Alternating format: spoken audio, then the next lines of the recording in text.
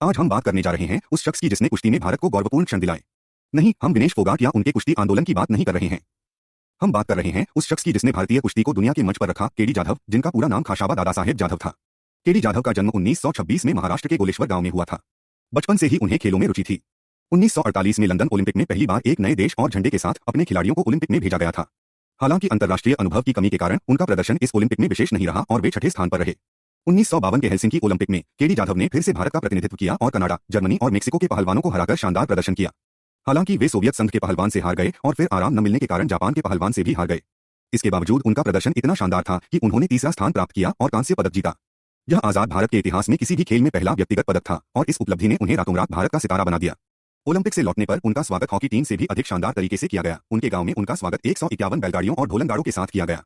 दुर्भाग्यवश 1956 के ओलंपिक में घुटने की चोट के कारण वे भाग नहीं ले सके और उनका कुश्ती का सफर यहीं समाप्त हो गया। इसके बाद उन्होंने कुश्ती में प्रशिक्षण दिया और महाराष्ट्र पुलिस में सहायक आयुक्त के पद पर भी कार्य किया। लेकिन भारत के इस हीरो की राह आसान नहीं थी। उन्हें पेंशन के लिए भी संघर्ष करना पड़ा और अपनी बाकी जिंदगी गरीबी में बिताई। 1984 में एक सड़क दुर्घटना में उनकी मृत्यु हो गई और भारत ने अपना यह हीरो खो दिया। हालांकि देर से ही सही, 2001 में उन्हें खेल रत्न पुरस्कार और 2010 के राष्ट्रमंडल खेलों में कुश्ती के मैदान का नाम उनके नाम पर रखा गया। उनके पदचिह्नों पर चलते हुए भारत ने कई प्रतिभाशाली पहलवान दुनिया को दिए हैं, जैसे सुशील कुमार, योगेश्वर दत्त, बजरंग पुनिया और विनेश फोगाट। आज भी जब खेल प्रेमी कुश्ती में भारत के गौरवपूर्ण क्षणों को याद करेंगे तो केडी जाधव का नाम सबसे ऊपर होगा। हमारी जिम्मेदारी है कि हम भारत के इस हीरो को हमेशा अपनी यादों में जीवित रखें।